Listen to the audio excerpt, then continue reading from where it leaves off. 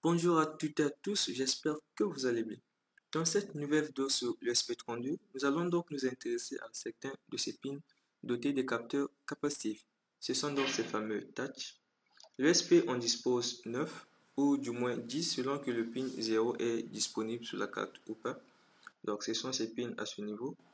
On a touch 0, 2, 3, ainsi de suite jusqu'à 9 et qui correspondent donc aux broches 4, 2, 15, 32, 33 et bien d'autres.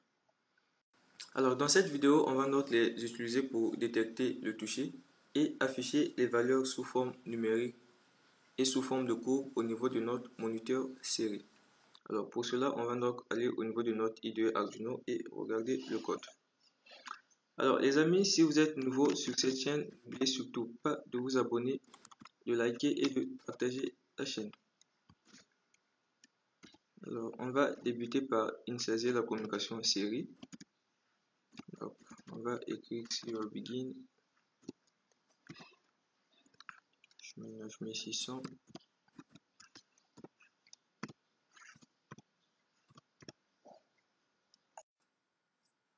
Nous allons directement afficher la valeur envoyée par le capteur au niveau de notre moniteur série.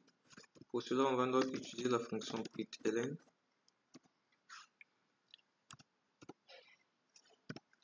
Alors, pour pouvoir lire la valeur envoyée par notre capteur, on va donc utiliser la fonction touchRead qui prend en compte un seul paramètre, qui est donc le numéro du pin qui est associé à notre capteur, comme par exemple à ce niveau, touch0 correspond donc au pin numéro 4, donc GPIO 14, 4 plutôt, et on a touch2 qui correspond à GPIO 2, et ainsi de suite. Donc, le pin qu'on va donc utiliser qui correspond donc à touch0 correspond donc au pin 4, donc on peut écrire soit le pin 4 ou encore mettre simplement T0, T2, T3 et ainsi de suite jusqu'à T9. On revient donc à notre code, on peut donc écrire soit on écrit 4 ou on écrit T0, cela revient à la même chose. Donc on le garde ainsi, mettre T0, on va donc mettre un petit retard de 100 millisecondes et on va donc compiler notre programme. Après avoir donc téléversé notre programme, on va ouvrir notre moniteur série. Donc on a ici des valeurs qui s'affichent. La plus haute valeur sur moi c'est 71. Et ici on a donc notre fil qui est donc relié au pin numéro 4. Alors lorsqu'on va donc tenir le bout de notre fil, les valeurs auront donc tendance à tendre vers le 0. Cela revient donc à dire qu'on a eu à le toucher. Donc on peut donc remarquer que lorsque je touche, les valeurs baissent. Donc là on a des valeurs entre, là on a 1, 6, en tout cas ça tend vers 0. Et lorsqu'on relâche, la valeur augmente. Et ainsi de suite. Alors pour pouvoir l'afficher sous forme de courbe, on va donc fermer notre moniteur série. On va donc aller au niveau de outils, traceur série et on clique dessus. Alors ici on peut donc remarquer qu'il y a une courbe qui est en train de se tracer. La valeur aussi c'est pareil, ici on a 70, donc ça je suppose que c'est 71 vu qu'on est au-dessus de 70. Et comme on peut le constater, les valeurs ne sont pas vraiment fiables. Donc comme là je n'ai eu à rien toucher, mais ça veut abaisser et autres. Donc lorsque je vais par exemple toucher, donc on a donc la courbe qui descend et lorsque je relâche, ça monte. Bien que ce n'est pas trop fiable, on a un peu des perturbations. Alors voilà un peu ici, on n'a qu'un seul tracé. On va donc refermer et essayer de voir comment est-ce qu'on peut afficher deux courbes.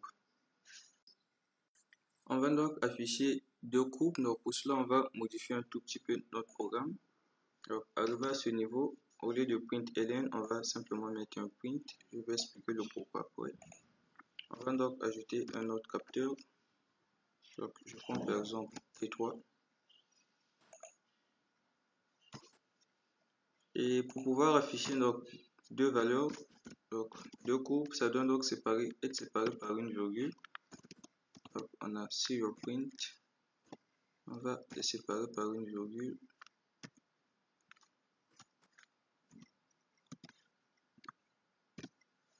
Donc je mets une virgule et à la fin j'ajoute donc le caractère retour à la ligne. Serial print, virgule.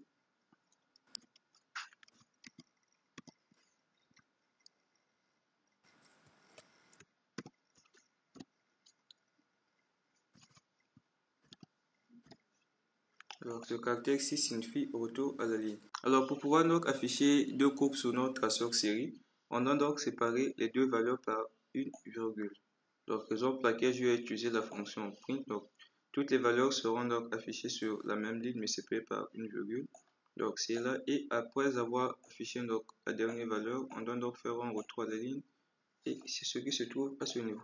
Donc ici, si on ne voulait pas donc mettre un retour à la ligne, on pouvait donc directement faire un serial print ln à ce niveau et enlever ceci, ça revient donc au même. Donc on va garder ceci. Donc si on avait par exemple trois courbes aussi, on aura donc à ajouter d'abord une virgule après.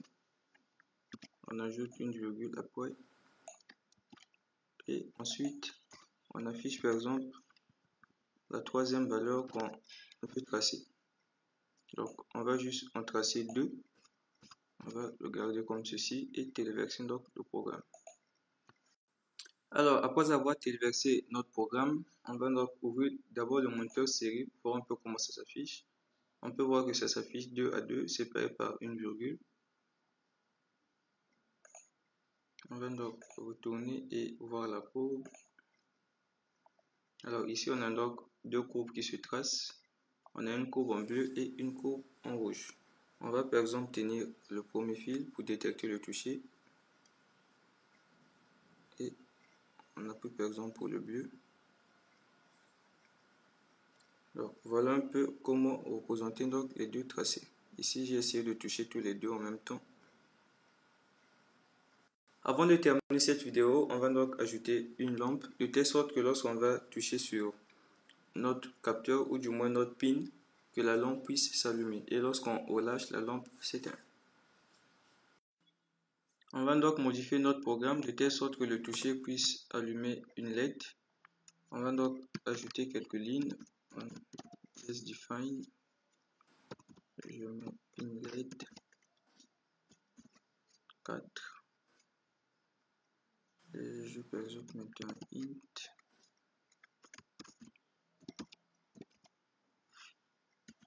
Intensel, je le mets à 0.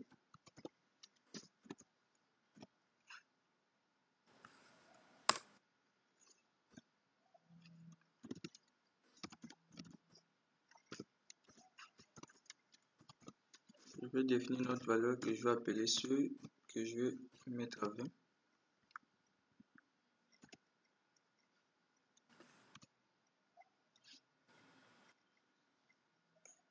Donc, on va enlever ceci, on n'aura pas besoin d'afficher les valeurs. On va donc écrire pin mode. On va donc définir notre pin comme étant une sortie pour pouvoir allumer notre LED. On a pin LED output.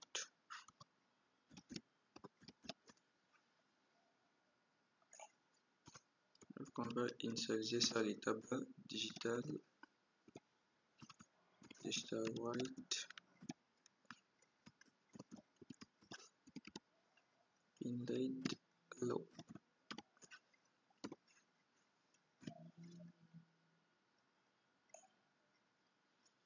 On va effacer ceci.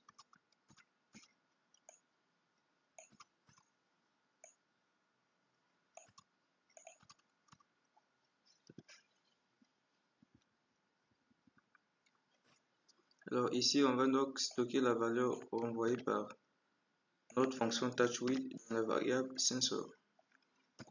Donc, on va écrire sensor égale touchWidth T3 et on va donc mettre une condition pour pouvoir allumer notre LED.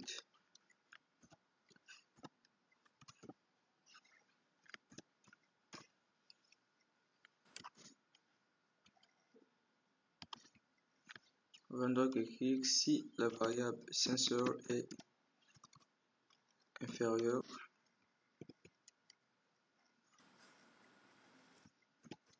Si la variable sensor est inférieure à seuil,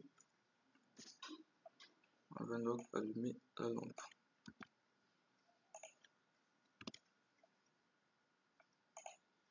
On allume la lampe, on maintient donc à high. Au cas contraire, on l'éteint.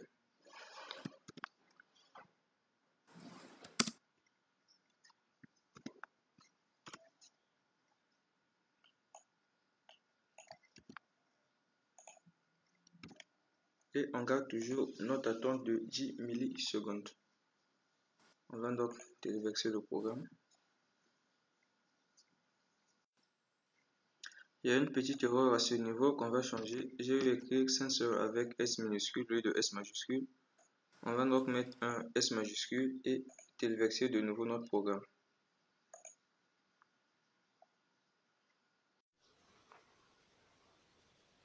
Alors on peut donc constater que lorsque je touche sur le fil, la lampe s'allume.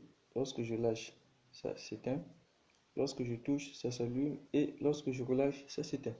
Mais vu que les mesures ne sont pas vraiment fiables, comme à l'instant, on peut donc remarquer que la lampe a clignoté un tout petit peu. Donc c'est juste le fait que les résultats ne sont pas fiables, comme j'ai eu à le dire au tout début de la vidéo. Donc, les amis, c'était tout pour cette vidéo. J'espère que cela vous a été utile et on se donne donc rendez-vous dans la prochaine vidéo.